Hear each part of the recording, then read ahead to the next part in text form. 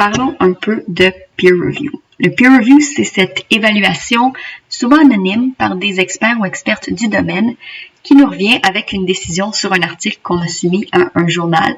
Donc, des personnes l'évaluent et disent au journal, bon, il faudrait l'accepter, il faudrait pas l'accepter, voilà 1 million de suggestions, de choses à améliorer. Souvent, c'est un processus assez difficile de recevoir les évaluations, le peer review, parce que je pense que les gens ont tendance à mettre un petit peu trop de leur orgueil ou de leur personne, de leur estime d'eux-mêmes et d'elles-mêmes dans l'article qui est soumis. Et alors là, quand on reçoit un peer review qui est négatif ou même qui est juste un petit peu critique, pour beaucoup de personnes, ça peut être très difficile sur le moral. Alors, je vais parler un petit peu de mon expérience avec le peer review et de comment je vois ça. Alors, pour ma part, comment je vois le peer review? Je vois ça plus positivement que la plupart des gens. Moi, je trouve que c'est des gens qui, gratuitement, donnent du feedback sur notre travail. Alors ça, je trouve ça assez extraordinaire. Et ma philosophie, c'est un peu, faut en prendre et en laisser. Quand je lis un rapport, une expertise, je présume que ce que la personne dit est probablement vrai et utile. Donc, je lis ça avec beaucoup d'ouverture. Mais il faut aussi en prendre et en laisser. Des fois, la personne est tout simplement en désaccord avec le fond de notre propos.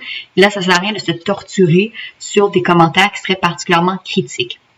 Donc, je pense que voir ça un peu plus positivement comme des gens qui donnent de leur temps pour améliorer notre travail, c'est quelque chose qui peut vraiment améliorer l'expérience. Et d'ailleurs, il y a des livres très intéressants sur comment accepter le feedback. Je pense à un qui s'appelle « Thanks for the feedback » et où on cherche à apprendre un petit peu à prendre ce qu'on peut retirer de cet exercice. Une autre chose intéressante que j'ai lue, c'est que la plupart du temps, les gens vont réagir plus au ton qu'au contenu.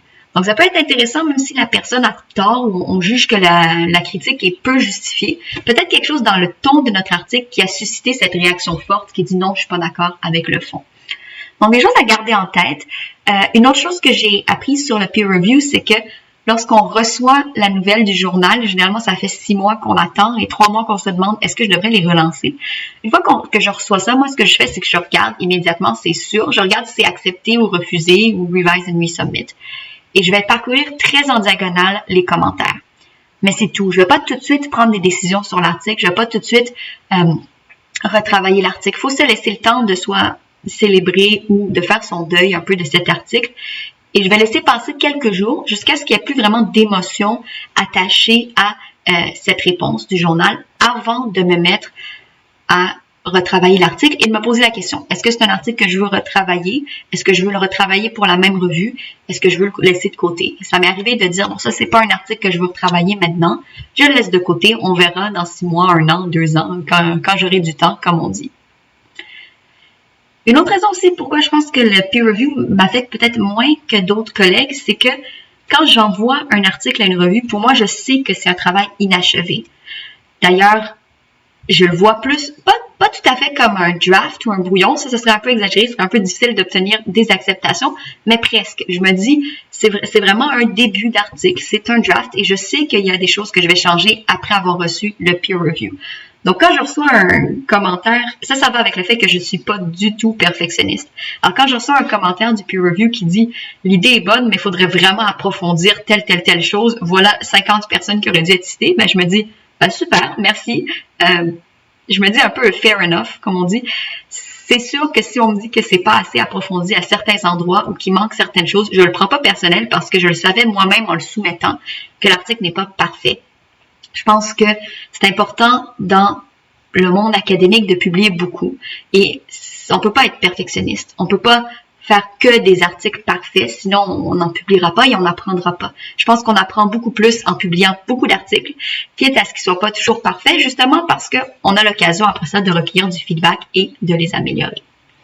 Alors voilà un petit peu 2 avenues pour peut-être apprivoiser le peer review. Pensez, j'en prends et j'en laisse, mais c'est un service qu'on me rend. Et pensez, ce que j'ai soumis, c'est un work in progress, c'est un brouillon. Alors peut-être que ça peut vous aider à prendre ça avec un petit peu plus de bonne humeur, le peer review. Je vais aussi vous parler un petit peu de qu'est-ce que ça a été mon expérience personnelle avec le peer review, juste pour le fun. J'ai reçu de toutes les sortes, des refus, des refus, des revise and resubmit, des acceptations conditionnelles à des révisions quand même assez importantes et au moins une acceptation avec des révisions proposées qui étaient extrêmement minimes. Donc j'ai tout reçu et généralement, je suis assez d'accord avec ce qu'on me renvoie, c'est-à-dire que si on me dit il reste beaucoup de travail, je dis ouais, c'est vrai que cet article gagnait à être travaillé. Parfois, les refus aussi, c'est le mauvais journal. Ça m'arrive aussi. On dit vous parlez pas assez de la littérature en droit. Bon, peut-être que c'était pas un article qu'il fallait envoyer à une revue de droit. Je dirais que ce que je reçois quand même souvent dans mon peer review, c'est l'article est très bien écrit, mais il y a beaucoup de typos. Donc ça, c'est ce qui va un peu avec le fait que, pour moi, bien écrire, c'est extrêmement important. J'ai beaucoup travaillé ça. Donc d'habitude, j'écris assez bien, mais en même temps, je suis pas si perfectionniste. Donc il se peut que malgré plusieurs relectures, il reste encore quelques typos dans mes articles. Donc je pense que ça rend un peu les évaluateurs, évaluatrices un peu perplexes parce que je reçois ce commentaire vraiment très très bien écrit, mais ça a l'air un peu botché. Donc ça, c'est ce que je reçois quand même souvent, ou approfondir telle ou telle chose. Et j'ai aussi déjà reçu les extrêmes, un peu si on va dans le paradoxe du peer review, j'ai déjà reçu un peer review très positif avec un refus du journal et j'ai aussi déjà reçu un peer review très négatif avec une acceptation du journal. Donc des fois, il faut pas prendre le processus trop au sérieux non plus. Des fois, il y a des choses bizarres qui se passent. J'ai un article sur les liens entre la culture du viol et l'exploitation animale que personne ne semble vouloir publier. Et même en ayant reçu un peer review assez positif, la revue a décidé qu'elle ne voulait pas l'article. Alors on se demande pourquoi l'envoyer au peer review, mais on peut pas tout contrôler et parfois il y a des réponses assez paradoxales. Et pour finir un peu sur une touche peut-être amusante, je vais vous dire le meilleur peer review et le pire peer review que j'ai reçu.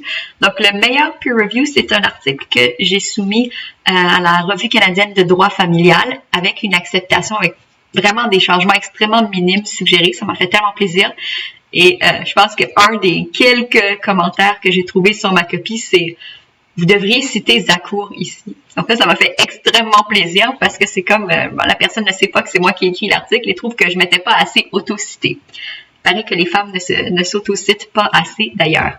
Donc ça, je dirais que c'était ma meilleure expérience de peer review. C'est comme, wow, je suis consacrée comme une voix importante dans le domaine. Bien sûr, ça peut juste être un hasard. Cette personne-là avait lu mon autre article sur le même sujet. Mais ça, c'est ma meilleure expérience de peer review.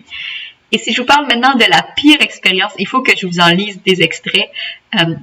C'est un article écrit sur la rédaction inclusive en droit où le peer review est extrêmement négatif, mais l'article est quand même accepté et sujet à des modifications. Alors, je vous lis des extraits juste parce que pour nous amuser un peu et pour voir aussi, des fois, il y a simplement un désaccord idéologique et ça sert à rien de se morfondre pendant des jours en se disant « je pourrais jamais faire une carrière académique ».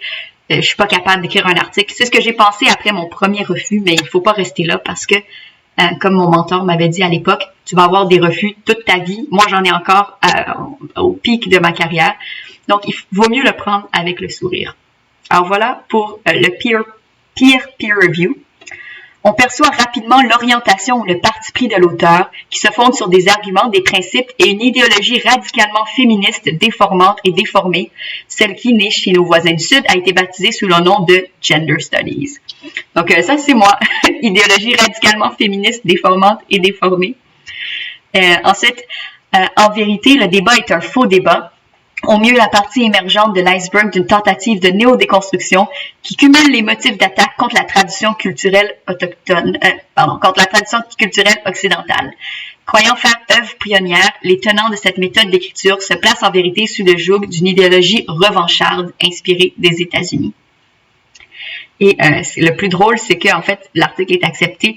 Donc, en conclusion, en dépit de mon plaidoyer d'avocat du diable, je crois que cet article peut être publié, au moins pour une raison, montrer au monde du droit les errements d'une idéologie qui cache ses véritables motifs sous couvert d'arguments apparemment séduisants, mais écarte sciemment les arguments de la linguistique, constatant des distinctions fondatrices pour cette discipline, qui semblent souvent ignorées par les réformateurs.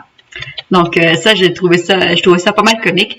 Le reviewer qui dit l'article est tellement mauvais qu'il faut l'accepter pour montrer à quel point les arguments sont mauvais, les arguments qu'on fait dans le texte. Donc, voilà pour ce qui termine cette vidéo sur une petite note un peu humoristique et je vous souhaite bien sûr des peer reviews plus positifs, mais s'ils sont négatifs, on se retrousse les manches, on laisse reposer un petit peu, on laisse passer l'émotion et on réessaye avec un nouveau journal. C'est aussi simple que ça. Bonne journée!